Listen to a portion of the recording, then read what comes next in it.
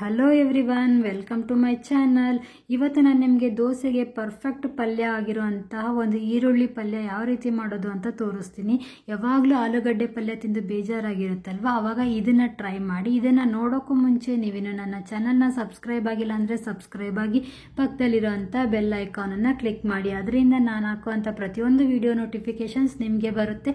ನನ್ನ ವೀಡಿಯೋಸ್ನ ನೋಡಲಿಕ್ಕೆ ಈಸಿ ಆಗುತ್ತೆ. ಒಂದ್ಸಲ ನನ್ನ ಚಾನಲ್ನ ವಿಸಿಟ್ ಮಾಡಿ, ಬೇರೆ ರೆಸಿಪೀಸ್ನ ಚೆಕ್ ಮಾಡಿ.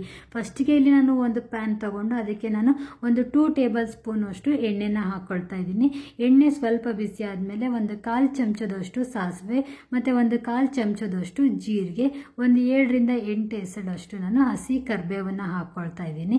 ಇದಿಷ್ಟು ಚಟಪಟ ಅಂತ ಸಿಡ್ದಾದ್ಮೇಲೆ ನಾನು ಈರುಳ್ಳಿನ ಹಾಕ್ತೀನಿ. ಈರುಳ್ಳಿನ ತೆಳ್ಳಗೆ ಉದ್ದ ಕಟ್ ಮಾಡಿ ಇಟ್ಕೊಂಡಿದ್ದೀನಿ. ಇದೇ ರೀತಿ ಕಟ್ ಮಾಡ್ಕೊಳ್ಳಿ, ಹಂಗಂದ್ರೇ ಟೇಸ್ಟ್ ಚೆನ್ನಾಗಿ ಬರೋದು ಈ ಪಲ್ಯದ. ಅದಕ್ಕೆ ತೆಳ್ಳಗೆ ಕಟ್ ಮಾಡಿ ಇಟ್ಕೊಳ್ಳಿ ಮತ್ತು ಉದ್ದ ಕಟ್ ಮಾಡಿಕೊಳ್ಳಿ. ಈ ಈರುಳ್ಳಿ ನಿಮಗೆ ಗೋಲ್ಡನ್ ಬ್ರೌನ್ ಕಲರ್ ಬರಬೇಕು, ಅಲ್ಲಿವರೆಗೂ ಕ್ಲೀನಾಗಿ ಇದನ್ನು ನೀವು ಚೆನ್ನಾಗಿ ಫ್ರೈ ಮಾಡ್ಕೋಬೇಕಾಗುತ್ತೆ. ಇಷ್ಟನ್ನೇ ನೋಡಿ, ಈರುಳ್ಳಿ ಪಲ್ಯ ಅಷ್ಟೇ ಅನ್ಕೋಬೇಡಿ, ಇಲ್ಲಿ ಒಂದು ಟ್ವಿಸ್ಟ್ ಕೂಡ ಇದೆ. ಕಂಪ್ಲೀಟಾಗಿ ನನ್ನ ವಿಡಿಯೋನ ನೋಡಿ. ದೋಸೆಗೆ ಇದು ಪಲ್ಯ ಪರ್ಫೆಕ್ಟ್ ಆಗಿರುವಂಥ ಪಲ್ಯ ಅಂತಲೇ ಹೇಳ್ಬೋದು. ಇದು ಗೋಲ್ಡನ್ ಬ್ರೌನ್ ಕಲರ್ ಬಂದಾದಮೇಲೆ ಇದಕ್ಕೆ ನಾನು ಚಿಕ್ಕದಾಗಿ ಕಟ್ ಮಾಡಿ ಇಟ್ಟಿರೋಂಥ ಒಂದು ಅರ್ಧ ಟೊಮೆಟೊನ ಹಾಕ್ತಾ ಇದ್ದೀನಿ. ಟೊಮೆಟೊನ ಜಾಸ್ತಿ ಹಾಕೋಬೇಡಿ, ಒಂದು ಅರ್ಧ ಟೊಮೆಟೊನ ಹಾಕ್ಕೊಂಡ್ರೆ ಸಾಕು. ಇದಿಷ್ಟು ಚೆನ್ನಾಗಿ ಫ್ರೈ ಆಗಲಿ. ಇವಾಗ ನಾನು ಏನು ಮಾಡಿದ್ದೀನಿ ಅಂದರೆ, ಹೆಸರು ಬೇಳೆನ ಒಂದು ಅರ್ಧ ಗಂಟೆಯಷ್ಟು ನೆನೆಸಿಟ್ಟಿದ್ದೀನಿ. ಒಂದು ಜಾಸ್ತಿ ಹೊತ್ತೇನು ಬೇಡ, ಒಂದು ಹಾಫ್ ಆನ್ ಅವರ್ ಇದನ್ನು ನೆನೆದ್ರೆ ಸಾಕು. ಜಸ್ಟ್ ಕೈಯಿಂದ ಪ್ರೆಸ್ ಮಾಡಿದ್ರೆ 2 ಹೂಳಾಗಬೇಕು, ಅಷ್ಟು ನೆನೆದ್ರೆ ಸಾಕು. ನೆನೆಸಿಟ್ಟಿರೋಂಥ ಹೆಸರು ಬೇಳೆನ ನೀರನ್ನ ತೆಗೆದು ಈ ಈರುಳ್ಳಿಗೆ ನೀವು ಹಾಕ್ಕೋಬೇಕು. ಎಷ್ಟು ಒಳ್ಳೆ ಫ್ಲೇವರ್ ಕೊಡುತ್ತೆ ಈ ಹೆಸರು ಬೇಳೆ ಅಂದರೆ, ಸೂಪರ್ ಆಗಿರುತ್ತೆ ಪಲ್ಯ. ದೋಸೆಗಂತೂ ನಿಜ ಹೇಳ್ತೀನಿ, ತುಂಬಾ ಚೆನ್ನಾಗಿರುತ್ತೆ. ಒಂದ್ಸಲ ಇದನ್ನು ಟ್ರೈ ಮಾಡಿ. ನೆನೆಸಿಟ್ಟಿರೋಂಥ ಹೆಸರು ಬೇಳೆನ ಹಾಕಿ ಚೆನ್ನಾಗಿ ಇದನ್ನು ನಾವು ಮಿಕ್ಸ್ ಮಾಡ್ಕೋಬೇಕು. ಅಂದರೆ ಹೆಸರು ಬೇಳೆನ ನೆನೆಸಿಟ್ಟಿರೋದ್ರಿಂದ ಇವಾಗ ಇದು ಕಟ ಅನ್ನುತ್ತೆ ಅನ್ನೋಂಥ ಭಯ ಬೇಡ, ನಿಮಗೆ ಸಾಫ್ಟಾಗಿಯೇ ಸಿಗುತ್ತೆ. ಇದು ಹೆಸರು ಬೇಳೆ ತುಂಬಾ ಟೇಸ್ಟ್ ಕೊಡುತ್ತೆ. ಈರುಳ್ಳಿ ಮಧ್ಯೆ ನಿಮಗೆ ಅಲ್ಲೊಂದು ಹೆಸರು ಬೇಳೆ ಸಿಕ್ಕಾಗ ಟೇಸ್ಟ್ ಮಾತ್ರ ತುಂಬಾ ಚೆನ್ನಾಗಿ ಬರುತ್ತೆ ಇದು.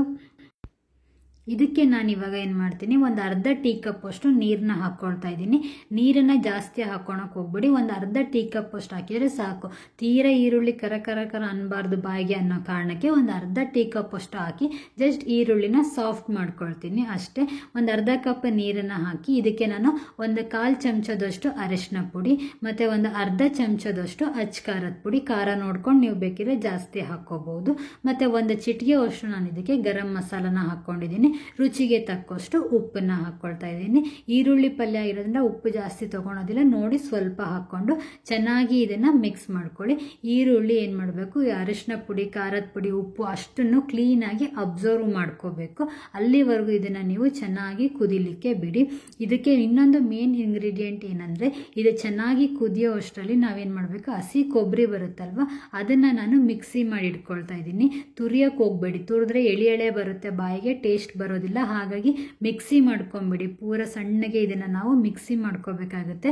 ನೋಡಿ, ಇದು ಚೆನ್ನಾಗಿ ಕುದೀತಾ ಇದೆಯಲ್ಲ, ಈ ಟೈಮಲ್ಲಿ ನಾವೇನು ಮಾಡಬೇಕು, ಮಿಕ್ಸಿ ಮಾಡಿಟ್ಟಿರೋಂಥ ಹಸಿ ಕೊಬ್ಬರಿನ ಹಾಕ್ಕೋಬೇಕು. ಅದರಿಂದ ಫ್ಲೇವರ್ ಇನ್ನೂ ಹೆಚ್ಚಾಗಿ ಬರುತ್ತೆ, ಪಲ್ಯ ಟೇಸ್ಟ್ ಜಾಸ್ತಿ ಆಗುತ್ತೆ. ನೋಡಿ, ಇವಾಗ ಮಿಕ್ಸಿ ಮಾಡಿಟ್ಟಿರೋಂಥ ಹಸಿ ಕೊಬ್ಬರಿನ ನಾನು ಇದಕ್ಕೆ ಹಾಕ್ಕೊಳ್ತಾ ಇದ್ದೀನಿ.